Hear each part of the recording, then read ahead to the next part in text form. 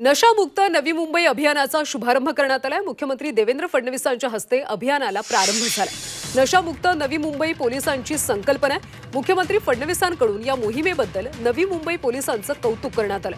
Drugs विरोधी लढाई आपल्याला जिंकायची असल्याचं फडणवीसांनी यावेळी म्हटलं।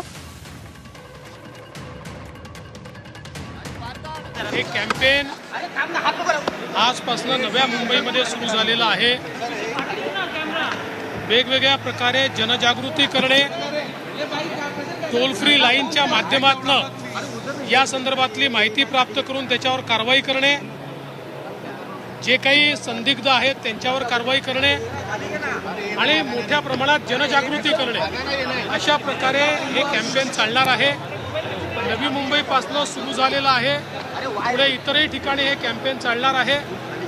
ड्रग्सच्या विरुद्ध एक मोठी लढाई देशामध्ये माननीय प्रधानमंत्री मोदीजींच्या नेतृत्वात सुरू झाली आहे आणि महाराष्ट्रात देखील आपण ती लढाई लढतोय।